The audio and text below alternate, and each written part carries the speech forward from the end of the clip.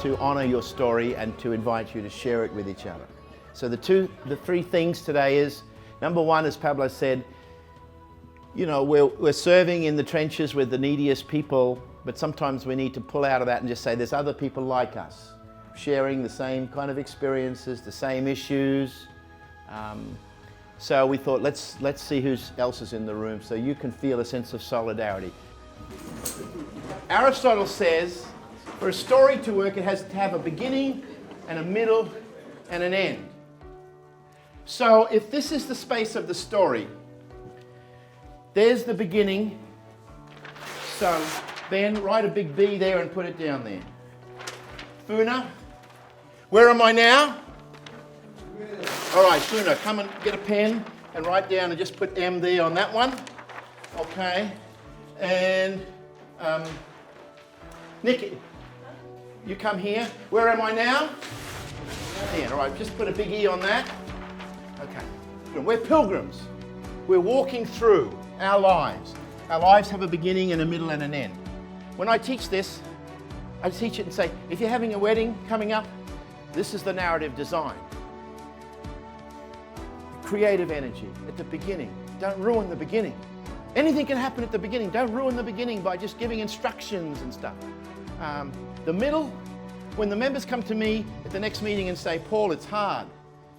My supervisor's driving me nuts. The kids aren't listening to me. I'm broke.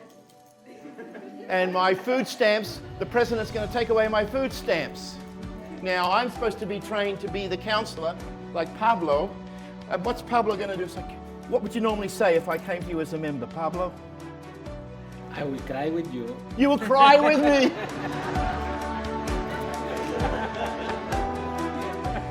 We'll cry with you, but from the point of view of a story, I will say, that's fantastic. It's fantastic, because if it wasn't complicated in the middle, you wouldn't have a story.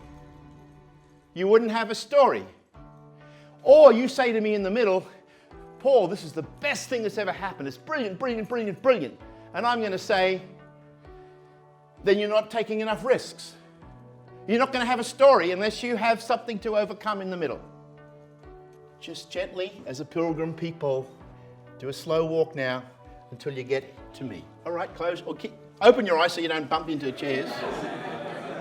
Okay.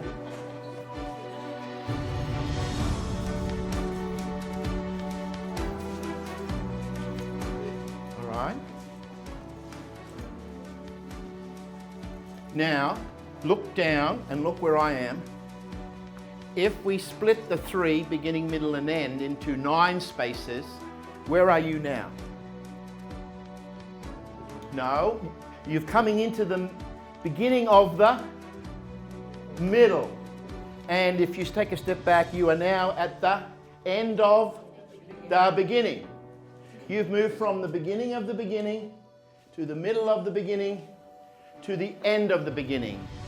That's the zone of creativity, initiative, possibility. But now, the story has to get more interesting.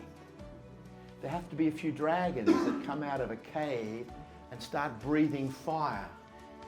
Who would like to just share something that's really memorable that they won't ever forget around their opening story of joining Americorps and this whole job? I actually had no idea I was in Americorps until halfway through my week when I got the gray sweatshirt and I went, Tell us more. what is this? I had no idea what it was, and then that's when I knew that I was actually part of something way bigger than what I had originally signed up for. Did you think it was a religious sect or something? I was afraid of that, a little bit. Your journey is creating a story. It's creating a new story. And it's going to be a struggle, and it's going to stretch you. Your gifts are going to be discovered that you never knew you had. Walk with me now to the end.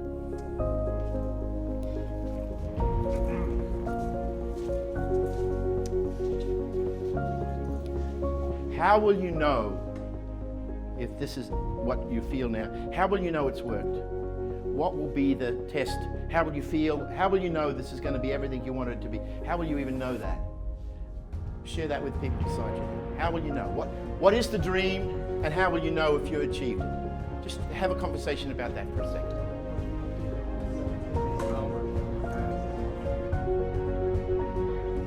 So this living stories process is a way of saying, what are your stories? Which ones are shaping you and which ones do you want to shape?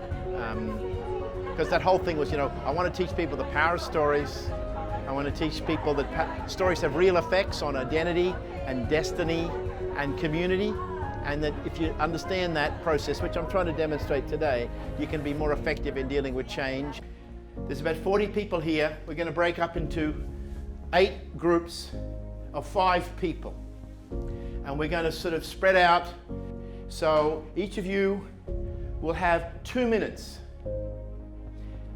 and 2.5 minutes at the absolute maximum to just share with the group a story that's coming in your head, and it can be any story. At my worst, I was like, I had to go to the blood bank to support myself while I was teaching. I'm glad you all learned about your stories too, because as Americorps, it gets tough. I have to readjust my finances to figure out what I'm going to do after those months. I think part of it is we're so focused on the power of the story that's told. But I want people to think about the power of the story that's heard. The listening. We listen through stories.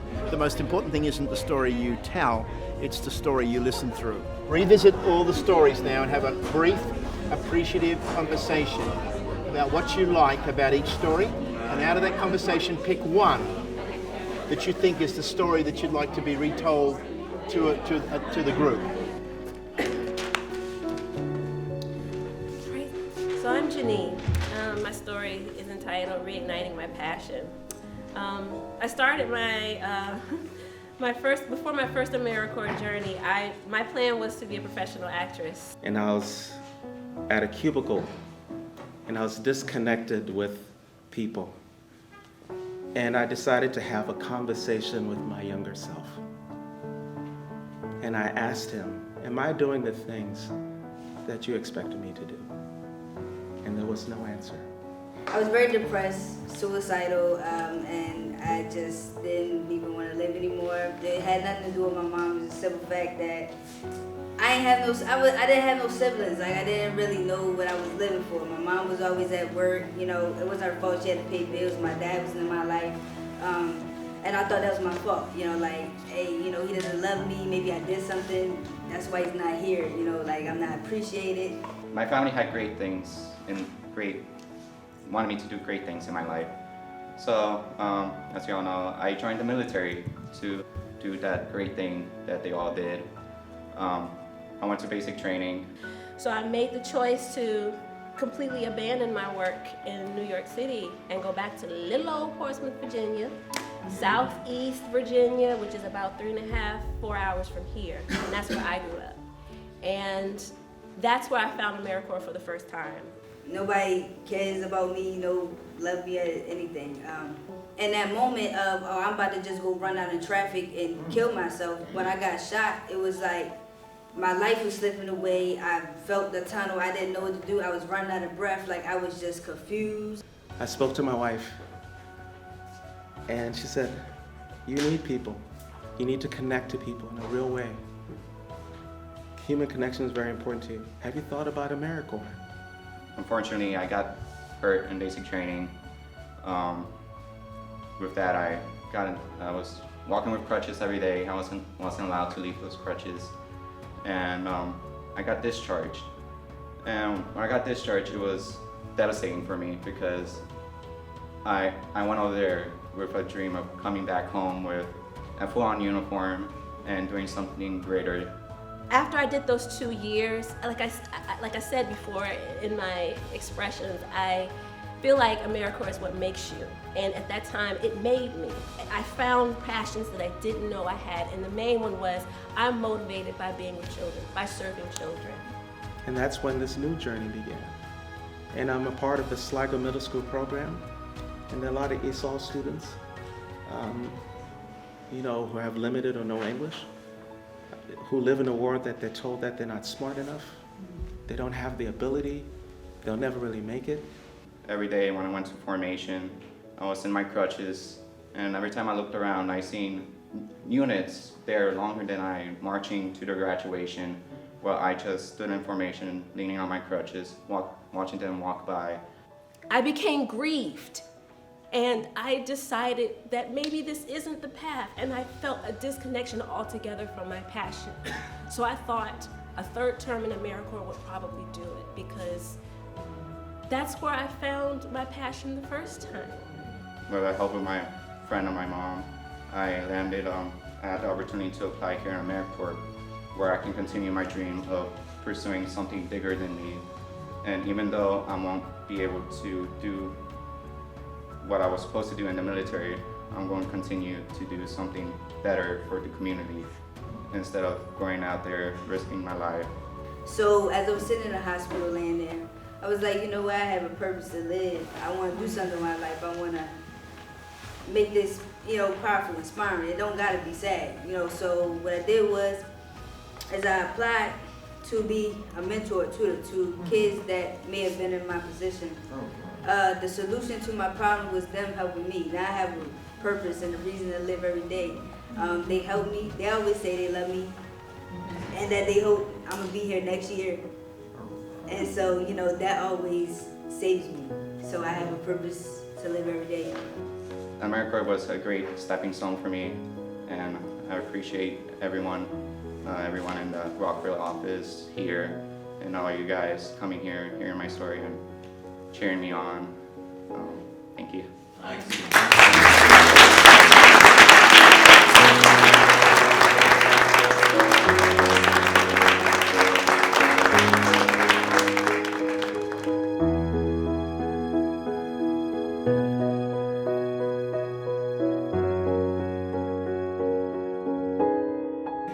A story brought you into this room.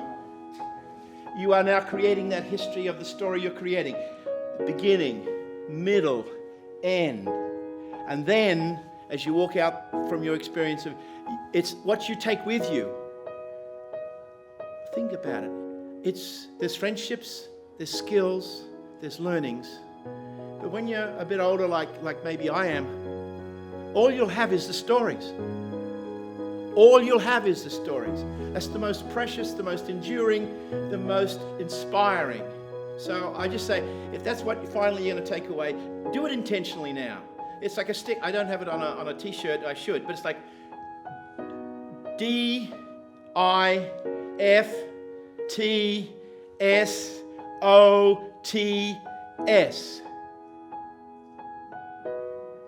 Do it for the sake of the story. Say that again. Stand up and say it to us as our closing. Never doubt that a small group of people can change the world. Indeed, they can. Yeah.